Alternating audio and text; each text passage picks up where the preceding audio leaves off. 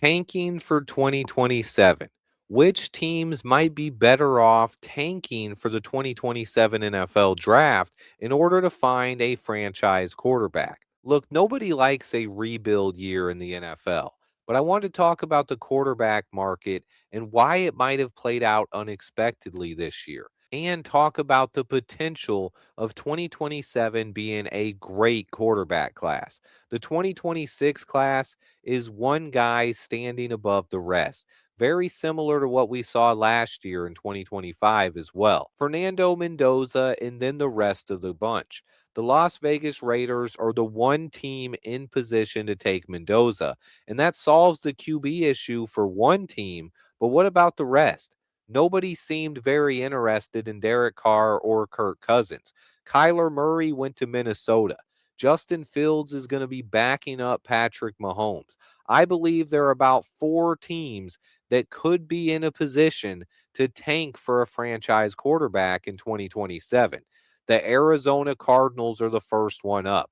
They have Jacoby Brissett and they signed Gardner Minshew. But is that enough to be comfortable that they have a franchise quarterback?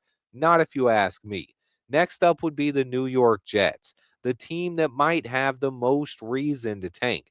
They continue to shuffle through quarterbacks, and after watching a guy that they drafted in the top three just win a Super Bowl with the Seattle Seahawks, they might be even more desperate than ever to find their own franchise guy. Sam Darnold went from bust to Super Bowl champion. This offseason, the Jets traded away Justin Fields, who was their big free agent signing last year, and they've replaced him with Geno Smith, who was the starting quarterback, aka tank commander, for the Raiders last year, leading them to land the number one pick and most likely landing their franchise quarterback in Fernando Mendoza. So the Jets are a team that might be the best position to tank this year. But does a team take a shot on Ty Simpson? What about sleeper options like Carson Beck or Drew Aller? An early look at the 2027 quarterback class, you have guys like Arch Manning out of Texas, Dante Moore at Oregon, Julian Sayin from Ohio State, Lenoris Sellers from South Carolina, Jayden Maiava from USC, Trinidad Chambliss is back at Ole Miss, and even Brendan Sorsby, who just transferred to Texas Tech. A lot can change between now and then, but at least two or three of these guys should step up and solidify themselves as top of the draft type of franchise quarterbacks. Now, Arch might be the biggest question mark here, but he's also one of the most highly touted recruits since Andrew Luck.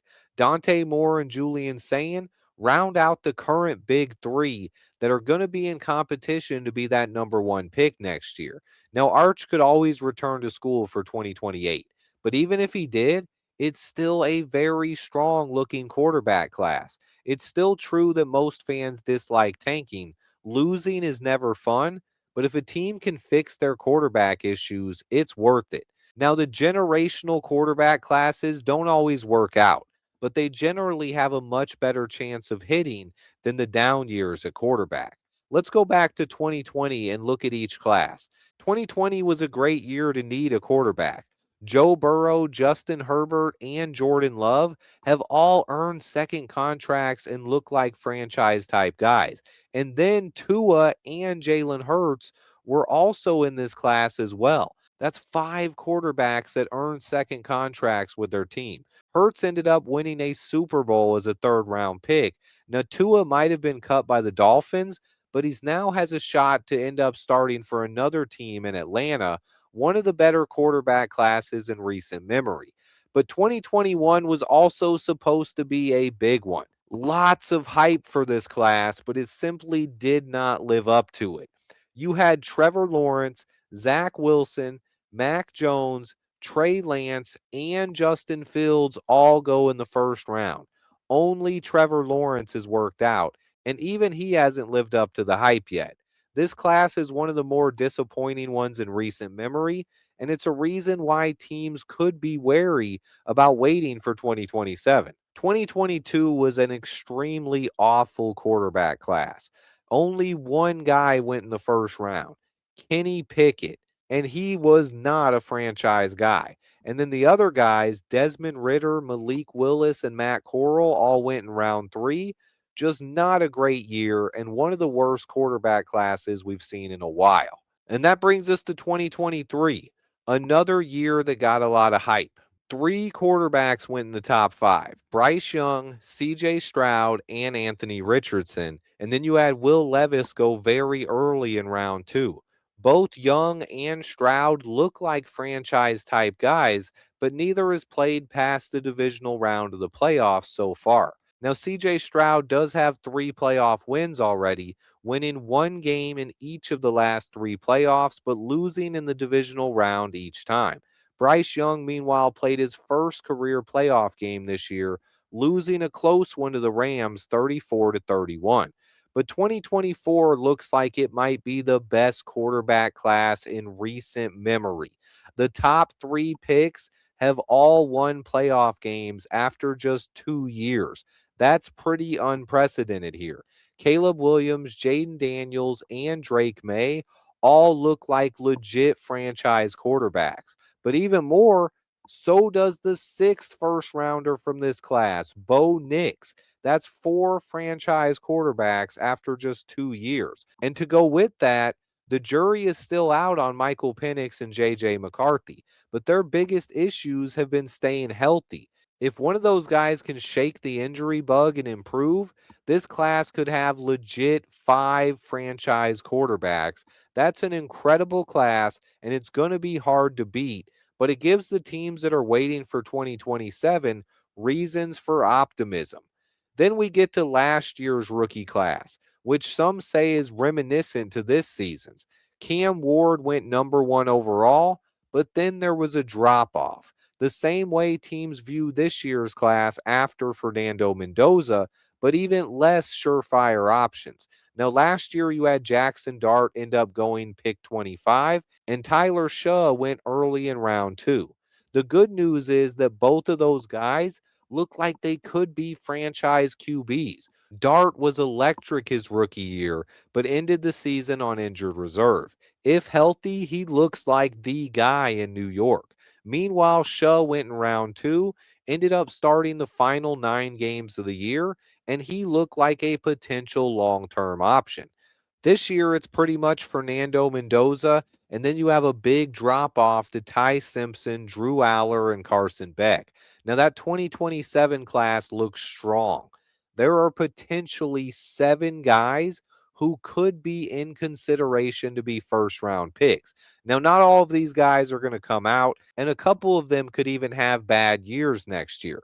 But you have Arch Manning, Dante Moore, Julian Sayin, Jayden Maiava, Lenoris Sellers, Trinidad Chambliss, and Brendan Sorsby, as well as others. The biggest issue right now is I don't know if there are 7 teams that want to draft a quarterback that high. So 2027 is shaping up to be a perfect year for teams that need a quarterback. The Jets, Browns, Dolphins, Falcons, Cardinals, and more could be looking for that guy next season. Obviously, it's still very early here, and these are projections. It's unlikely that all 7 of these guys have strong years and enter the NFL draft next year. But even if only a handful of them do, or maybe only 3 or 4, it should still be another strong QB class. It's at least more promising than this year's class, where after Fernando Mendoza, the options are pretty limited. Teams could fall in love with Ty Simpson or take a chance on Carson Beck or Drew Aller, but I expect to see at least 1 or 2 teams tank for 2027. Obviously, the Jets are at the top of that list, but I'm also going to throw the Miami Dolphins in there. What if Malik Willis doesn't work out? They can probably get out of that contract next year, and they are a team that will be looking for a quarterback. You can maybe even throw the Cleveland Browns in there as well. They have a mess right now. Deshaun Watson, Shadur Sanders, and Dylan Gabriel. I do not see them drafting a quarterback this year, but if all 3 guys fell in 2026, and they end up with a high pick next year, I wouldn't rule it out.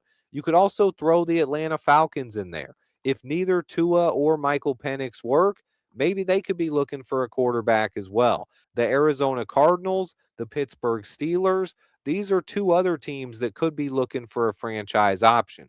Whatever team drafts Ty Simpson this year, maybe you could cross them off the list. But there are a handful of teams that are looking for a franchise quarterback, and I could see one or two of these teams tanking in 2026 to have their chance at selecting a franchise quarterback in 2027. Let me know in the comments which team you think could tank for a quarterback, and stay tuned for year-round NFL draft coverage.